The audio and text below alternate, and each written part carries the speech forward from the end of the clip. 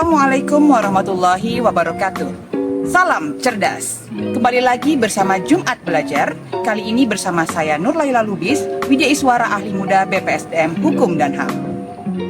Sahabat cerdas, kali ini kita akan membahas tentang presentasi. Sebagaimana yang telah kita ketahui bersama, presentasi terdiri dari 3 unsur. Yang pertama adalah pembukaan, yang kedua adalah isi, dan yang ketiga adalah penutup. Nah, kali ini kita akan membahas tentang pembukaan presentasi yang menarik. Presentasi dimulai dengan personal introduction, yaitu bagaimana kita memperkenalkan diri kita sendiri kepada audiens. Lalu, bagaimana setelah personal introduction, kita akan masuk kepada isi, tapi kita harus memiliki bridging untuk membuat pembukaan tersebut lebih menarik. Ada strategi membuat pembukaan menjadi menarik dari personal introduction ke dalam isi, yaitu ada beberapa yang bisa kita gunakan. Yang pertama adalah by using quotes. Yang kedua adalah by using questions.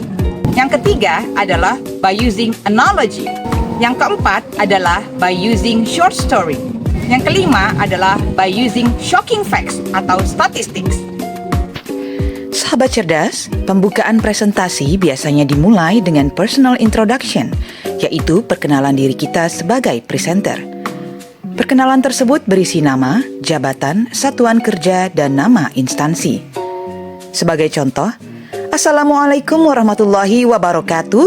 Selamat pagi, nama saya Raden Ajeng Kartini, analis sumber daya manusia dari Kementerian Berdikari. Pada kesempatan kali ini, saya akan mempresentasikan tentang pengembangan karir pegawai. Kemudian sahabat cerdas, sebagai bridging atau jembatan dari personal introduction menuju isi presentasi, kita bisa menggunakan berbagai instrumen. Kita ambil contoh presentasi dengan judul Mekanisme Pengembangan Karir Pegawai sesuai dengan Undang-Undang Aparatur Sipil Negara.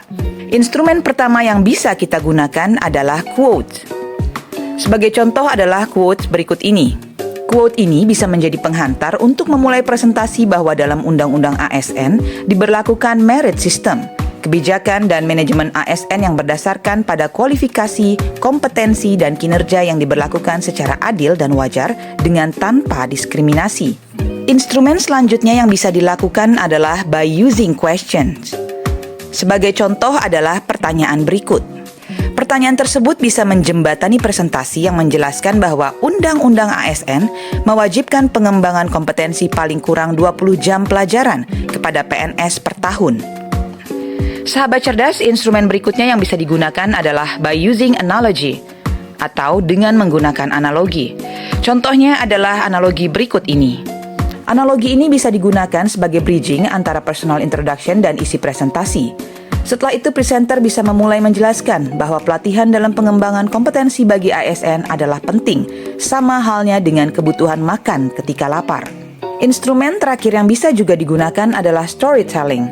Contohnya adalah sebagai berikut. Bapak Ibu, beberapa bulan lalu di berita ramai bahwa Presiden Jokowi kaget lulusan S2 di Indonesia hanya 0,3% dan lulusan S3 hanya 0,2%. Sementara itu, Direktur Beasiswa Lembaga Pengelola Dana Pendidikan atau LPDP Dwi Larso mengatakan ada 20.260 pendaftar beasiswa LPDP tahap 1 tahun 2024 ini. Angka tersebut menjadi rekor pendaftar terbanyak di sepanjang sejarah beasiswa LPDP. Jadi Bapak Ibu, dari sini kita lihat sedikitnya lulusan S2 dan S3 di Indonesia. Bisa jadi karena biaya kuliah S2, S3 yang tinggi. Dengan demikian, beasiswa LPDP semakin diminati dari tahun ke tahun. Nah, Bapak Ibu, salah satu beasiswa targeted pada LPDP adalah beasiswa PNS. Ini menjadi salah satu cara bagi pengembangan kompetensi pegawai selain dari mengikuti pelatihan 20 jam pelajaran per tahun. Instrumen selanjutnya adalah by using shocking fact or statistic. Contohnya adalah sebagai berikut. Fakta yang diberikan oleh Menteri Pan-RB pada contoh tersebut bisa menjadi bridging ke dalam pembahasan presentasi tentang pengembangan karir pegawai sesuai merit system yang belum sepenuhnya diberlakukan. Sahabat cerdas, demikian bagaimana strategi membuat pembukaan presentasi yang lebih menarik. Thanks for watching and see you in the next Jumat Belajar. Assalamualaikum warahmatullahi wabarakatuh.